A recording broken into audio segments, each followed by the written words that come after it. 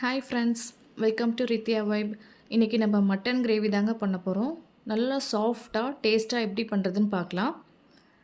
First mutton நம்ம வேக வச்சுக்கலாம். நல்லா வாஷ் பண்ணி எடுத்துக்கோங்க. தேவையான அளவு தண்ணி ஊற்றிக்கோங்க. 1/2 ஸ்பூன் மஞ்சத்தூள் சேர்த்துக்கோங்க. கொஞ்சமாக சால்ட் போட்டுக்கோங்க. குக்கரில் ஒரு 4-5 விசில் வச்சு எடுத்துக்கோங்க.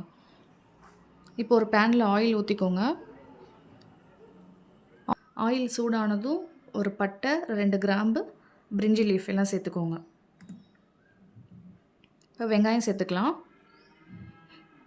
வெங்காயம் நல்லா வதக்கி விட்டுக்கோங்க.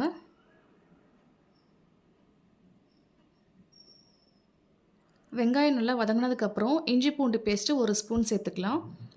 அது கூடவே ஒரு 10 சின்ன வெங்காயம் அரைச்சி சேர்த்துருக்கேன். நம்ம அப்படி பண்ணோம்னா நல்லா கிரேவி திக்னஸாக கிடைக்கும். இப்போ இஞ்சி பூண்டு பேஸ்ட்டோட பச்சை வாசனை போகிற வரைக்கும் வதக்கிக்கோங்க. ஒரு மீடியம் சைஸ் தக்காளி சேர்த்துக்கலாம்.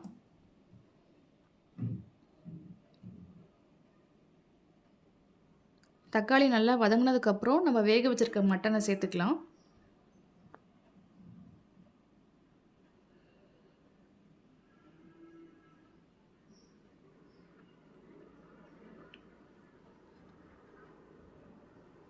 லைட்டாக அப்படியே கிளறி விட்டுக்கோங்க.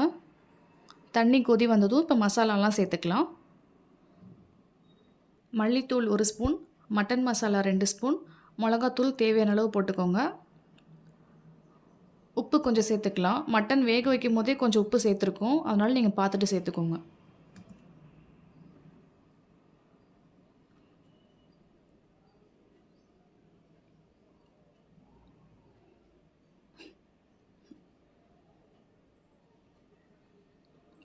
இந்த மசாலாவோட பச்சை வாசனை போகிறதுக்காக ஒரு 10 நிமிஷம் குக் பண்ணிக்கலாம். உங்களுக்கு தண்ணி ட்ரை ஆகி கிரேவியோட திக்னஸ் எந்த அளவுக்கு வேணுமோ நீங்கள் அந்த அளவுக்கு வச்சுக்கோங்க.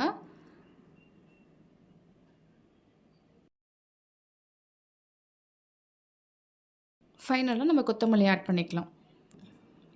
அவ்வளோதாங்க, நம்மளோட மட்டன் கிரேவி ரெடி ஆகிடுச்சு. உங்களுக்கு இந்த ரெசிபி பிடிச்சிருந்தா மறக்காமல் நம்ம சேனலை ஃபாலோ பண்ணிக்கோங்க, சப்ஸ்கிரைப் பண்ணிக்கோங்க.